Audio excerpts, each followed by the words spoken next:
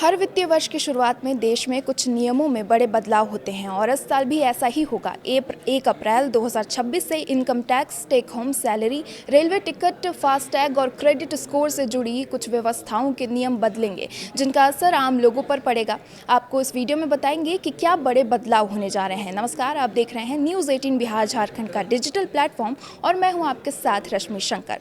सबसे पहले बात इनकम टैक्स की करेंगे। ITR दाखिल करने के नियमों में बदलाव होगा। 1 अप्रैल से नया इनकम टैक्स एक्ट 2025 लागू होने जा रहा है, जो 1961 के पुराने आयकर अधिनियम की जगह लेगा।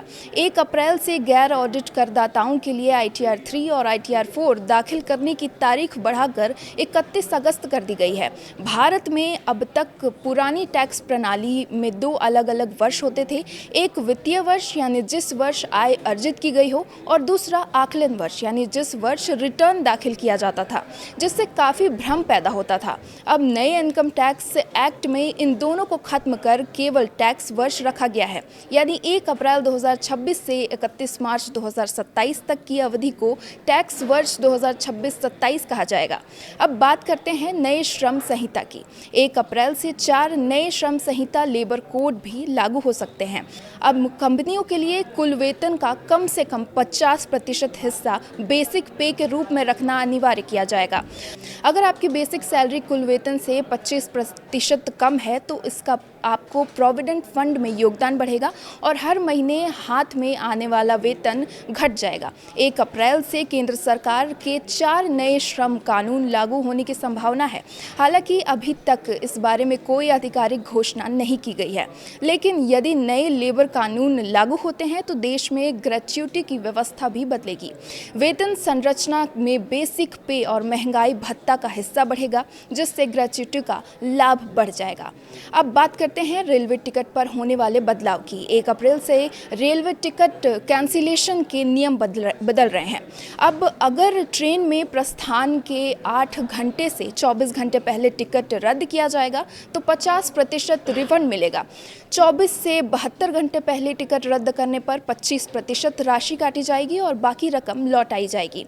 इसके अलावा रेलवे ने बताया है कि यात्री अब ट्रेन के निर्धारित प्रस्थान समय से 30 मिनट पहले तक अपना बोर्डिंग पॉइंट बदल सकेंगे। जिन शहरों में एक से अधिक रेलवे स्टेशन है, वहां यात्रियों के लिए ये सुविधाजनक माना जा रहा है।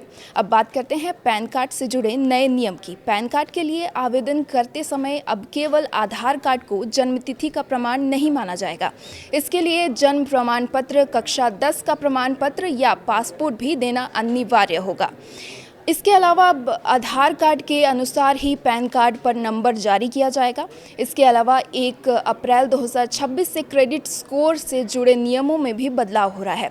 भारतीय रिजर्व बैंक यानी RBI ने बैंक को आदेश दिया है कि वे क्रेडिट इंफॉर्मेशन कंपनियों को साप्ताहिक आधार पर लोन से जुड़े डेटा की रिपोर्ट दें। अब तक ये रिपोर्ट हर पखवाड़े को दी जाती थी। बैंकों और अन्य कर्ज देने वाली संस्थाओं को हर महीने निर्धारित तारीख पर लोन का डेटा अपडेट करना होगा। इसके अलावा 1 अप्रैल से सोवरेन गोल्ड बॉन्ड यानी SGB पर टैक्स से जुड़े नियमों में भी बदलाव हो रहा है। अब जिन लोगों ने ये बॉन्ड रिजर्व बैंक के बजाय सिंडिकेटरी मार्केट यानी शेयर बाजार से खरीदे होंगे, उन पर 12.5% का long term capital gains tax लगेगा। जो लोग RBI से बॉन्ड खरीद कर उसकी पूरी अवधि तक होल्ड करेंगे, सिर्फ उन्हें ही कैपिटल गेन्स टैक्स से छूट मिलेगी। इस वीडियो में आज के लिए बस इतना ही।